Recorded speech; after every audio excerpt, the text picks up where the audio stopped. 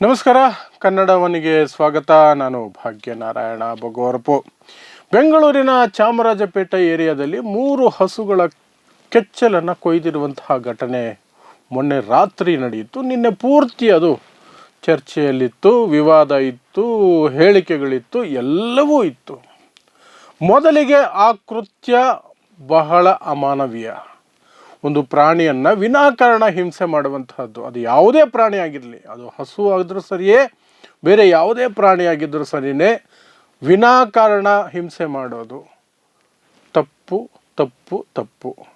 ಅದನ್ನು ಮಾಡಿದಂತಹ ಒಬ್ಬ ಬಿಹಾರ ಮೂಲದ ಮುಸ್ಲಿಂ ವ್ಯಕ್ತಿಯನ್ನು ನಾವು ಬಂಧಿಸಿದ್ದೀವಿ ಅಂತ ಪೊಲೀಸರು ಹೇಳ್ತಾ ಇದ್ದಾರೆ. ಆತನೇ ಆರೋಪಿ ಅಂತ, ಪ್ಲಸ್ ಅವನು ಒಪ್ಕೊಂಡಿದ್ದಾನೆ.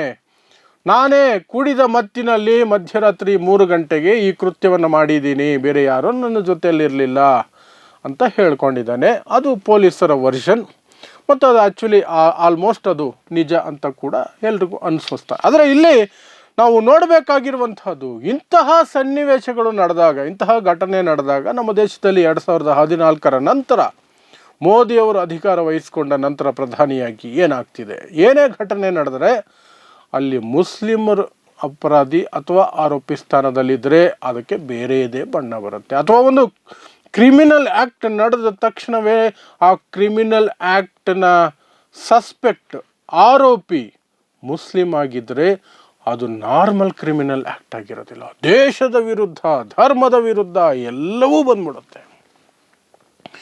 ಕೊಂದವನು ಹಿಂದೂ ಆಗಿದ್ದರೆ ಆ ಥರದ್ದು ಬರಲ್ಲ, ಅದು ನಾರ್ಮಲ್ ಕ್ರೈಮ್. ಒಂದೊಂದು ಸನ್ನಿವೇಶದಲ್ಲಿ ಕೊಂದವನು ಅಥವಾ ಕೃತ್ಯ ಎಸಗಿದವನು, ಅಪರಾಧ ಎಸಗಿದವನು ಮಾನಸಿಕ ಅಸ್ವಸ್ಥ ಅಂದ್ಬಿಡೋದು ಅವನು ಹಿಂದೂ ಆಗಿದ್ದರೆ.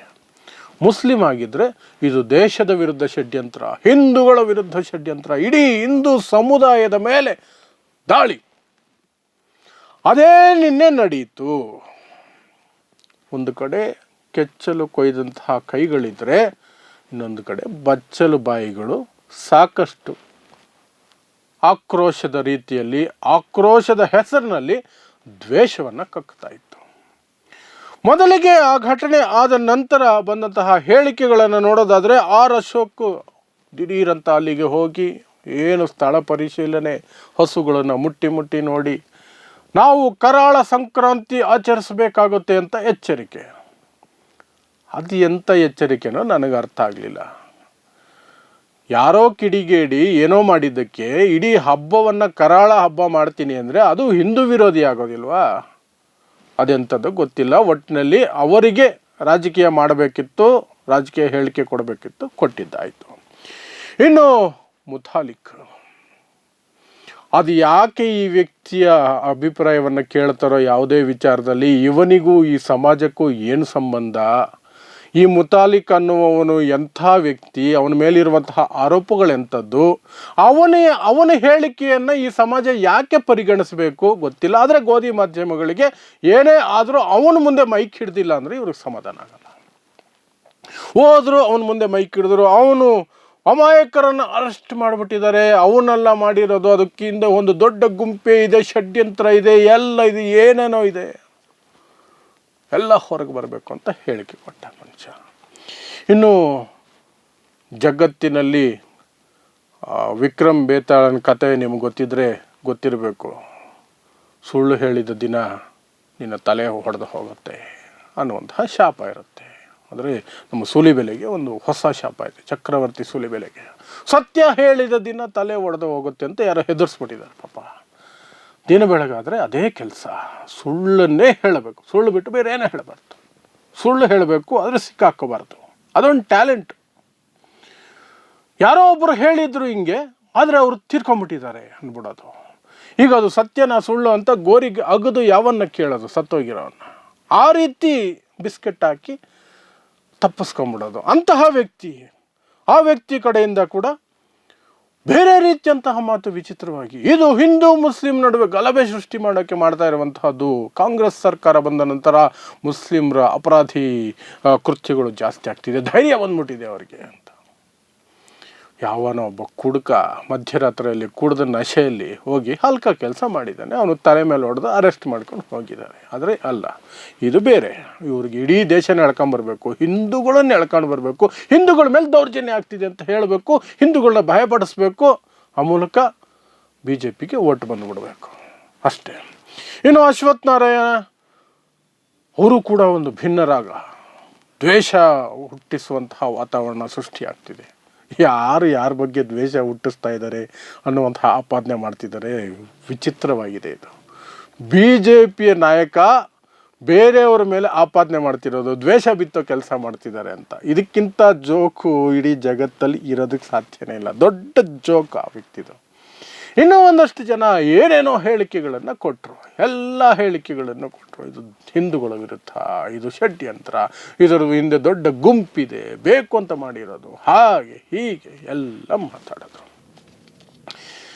ಇವರನ್ನು ಯಾಕೆ ನಾನು ಈ ಹೇಳಿಕೆಗಳನ್ನು ವಿರೋಧಿಸಬೇಕು ಅಂತ ಹೇಳ್ತೀನಿ ಅಂದರೆ, ಭಾರತದಲ್ಲಿ ಒಂದು ದಿನಕ್ಕೆ 150 SC/ST ಅಟ್ರಾಸಿಟಿ ಕೇಸುಗಳು ದಾಖಲಾಗ್ತವೆ ಅಧಿಕೃತವಾಗಿ.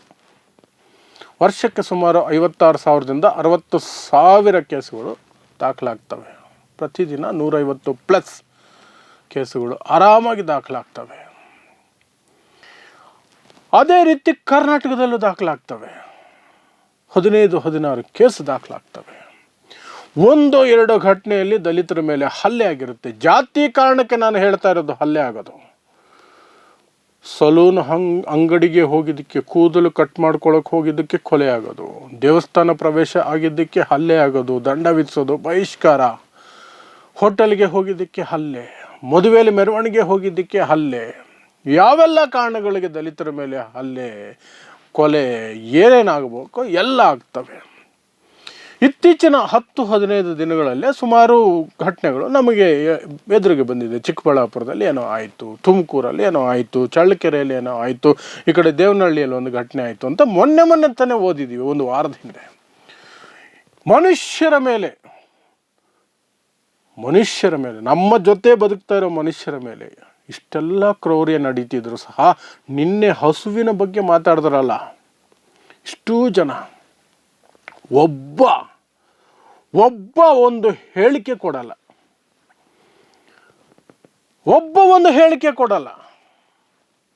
ಗಪ್ ಚುಪ್ಪಾಗಿರ್ತಾರೆ. ಒಳಗೊಳಗೆ ಅನ್ನಿಸ್ತಾ ಇರುತ್ತೆ, this is how this society should be ಅಂತ ಅವ್ರಿಗೆ. ಆ್ಯಕ್ಚುಲಿ ನಮ್ಮ ಸಂಸ್ಕೃತಿ ದಲಿತರು, ಅಸ್ಪೃಶ್ಯ ಜಾತಿಗೆ ಸೇರಿದವರ ಮೇಲೆ ಹಲ್ಲೆ ಮಾಡೋದು, ಕೊಲೆ ಮಾಡೋದು, ಅತ್ಯಾಚಾರ ಮಾಡೋದು, ಹಿಂಸಿಸೋದು, ದೌರ್ಜನ್ಯ ಮಾಡೋದು, ಅವರನ್ನು ಅಲ್ಲಿಗೆ ಬರಬೇಡ ಇಲ್ಲಿಗೆ ಬರಬೇಡ ಅಂತ ಹೇಳೋದು ನಮ್ಮ ಸಂಸ್ಕೃತಿ, ಅದೇ ನಮ್ಮ ಧರ್ಮ. ಅದನ್ನು ಪಾಲಿಸ್ತಾ ಇದ್ದಾರೆ. ನಮಗೆ ಖುಷಿ ಇದೆ, ಒಳಗಡೆ ಹೊರಗಡೆ ಹೇಳ್ಕೊಳಕ್ಕಾಗಲ್ಲ, ಓಟ್ ಬರಲ್ಲ, ಹಾಗಾಗಿ ಸುಮ್ಮನೆ ಇದ್ಬಿಡೋಣ ಅಂತ ಬಾಯಿ ಮುಚ್ಕೊಂಡು ಇದ್ಬಿಡ್ತಾರೆ. ಮುಸ್ಲಿಮು ಅಂತ ಆರೋಪಿನೋ ಅಪರಾಧಿನೋ ಕಂಡುಬಿಟ್ರೆ ಸಾಕು, ಬಾಯಿ ಬಚ್ಚಲಾಗ್ಬಿಡುತ್ತೆ.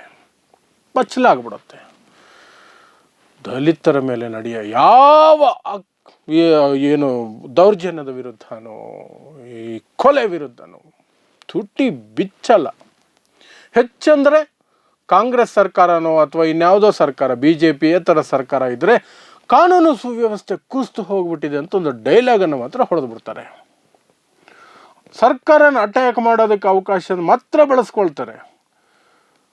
ಹಿಂದೂ ಸಂಘಟನೆಗೆ ಸೇರಿದವನು ಯಾವನೋ ಹಲ್ಕಟ್ಟು, ಬಜರಂಗ ದಳದ ಯಾವನೋ ಹಲ್ಕಟ್ಟು ಒಂದು ದಲಿತ ಹೆಣ್ಮಗಳನ್ನು ರೇಪ್ ಮಾಡಿದ್ರೆ, ಅತ್ಯಾಚಾರ ಮಾಡಿ ಕೊಲೆ ಮಾಡಿದರೆ ಅಯ್ಯೋ ಮಾತೇ ಬರಲ್ಲ. BJP ಯಾವನೋ ಒಬ್ಬ ಹೋಗಿ ಒಂದು ದಲಿತ ಹೆಣ್ಣುಮಗಳನ್ನು, ಒಬ್ಬ ವ್ಯಕ್ತಿನೋ ಜಾತಿಯ ಕಾರಣಕ್ಕೂ ಇನ್ಯಾವುದೋ ಕಾರಣಕ್ಕೆ ಕೊಲೆ ಮಾಡಿ ಹಿಂಸಿಸಿದರೆ ಮಾತೇ ಹೊರಡಲ್ಲ.